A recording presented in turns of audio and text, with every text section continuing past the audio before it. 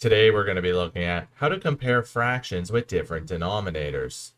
We have a couple of examples that we're going to work through together here, so let's get started. For question number 1, we're being asked to compare the fractions of 4/5 and 2/3.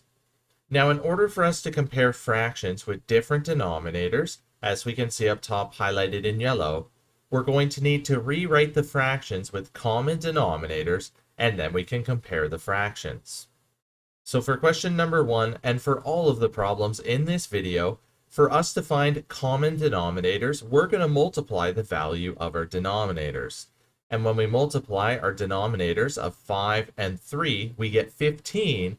So down below, we're going to rewrite these fractions with a common denominator of 15.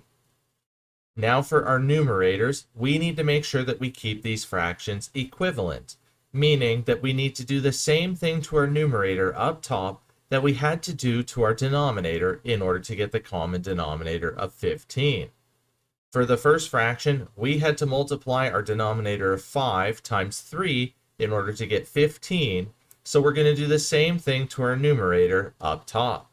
And when we multiply 4 times 3, we get 12 for the equivalent fraction of 12/15.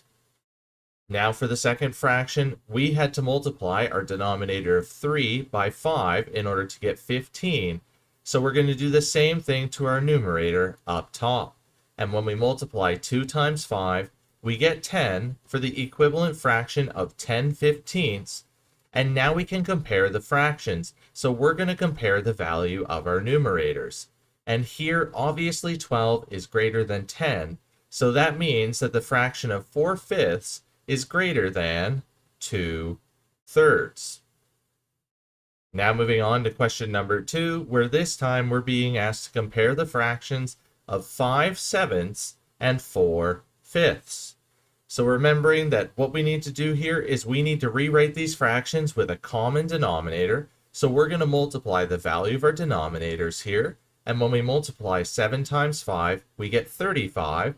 So down below, we're going to rewrite these fractions with a common denominator of 35. Now for the first fraction, we had to multiply our denominator of 7 times 5 in order to get 35. So to keep this fraction equivalent, we need to do the same thing to our numerator up top.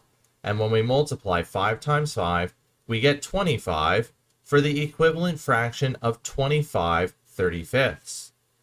Now for the second fraction, we had to multiply our denominator of 5 times 7 in order to get the denominator of 35.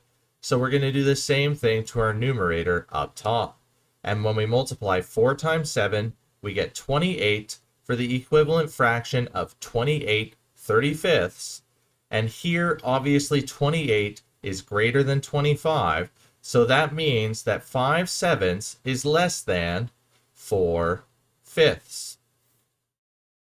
Now moving on to question number 3, where this time we're being asked to compare the fractions of 1/4 and 2/6. So once again, we're going to multiply our denominators here. So we're going to multiply 4 times 6, which we know gives us 24. So down below, we're going to rewrite these fractions with a common denominator of 24.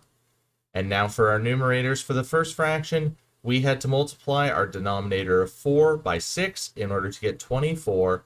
So we're going to do the same thing to our numerator up top. And when we multiply 1 times 6, we get 6 for the equivalent fraction of 6/24. Now for the second fraction, we had to multiply our denominator of 6 by 4 in order to get the denominator of 24. So we're going to multiply our numerator by 4 as well. And when we multiply 2 times 4, we get 8 for the equivalent fraction of 8/24. And now we can compare our fractions here, and obviously our numerator of 8 is greater than 6. So that means that the fraction of 1/4 is less than 2/6. Now moving on to question number 4, where this time we're being asked to compare the fractions of 7/10 and 3/4. So once again, we're going to multiply the value of our denominators here, and when we multiply 10 times 4, we get 40. So down below, we're going to rewrite these fractions with a common denominator of 40. Now for our numerators, for our first fraction, we had to multiply the value of our denominator of 10 by 4 in order to get 40. So we're going to multiply our numerator by 4 as well. And when we multiply 7 times 4, we get 28 for the equivalent fraction of 28/40ths. And now for the second fraction, we had to multiply our denominator of 4 by 10 in order to get the denominator of 40. So we're going to do the same thing to our numerator up top. And when we multiply 3 times 10, we get 30 for the equivalent fraction of 30/40ths. Now we can compare the fractions, and obviously 30 is greater than 28, so that means that the fraction of 7/10 is less than 3/4. So hopefully by now you understand how to compare fractions with different denominators. Help make math less complicated by smashing those like and subscribe buttons. As always, enjoy today's math journey.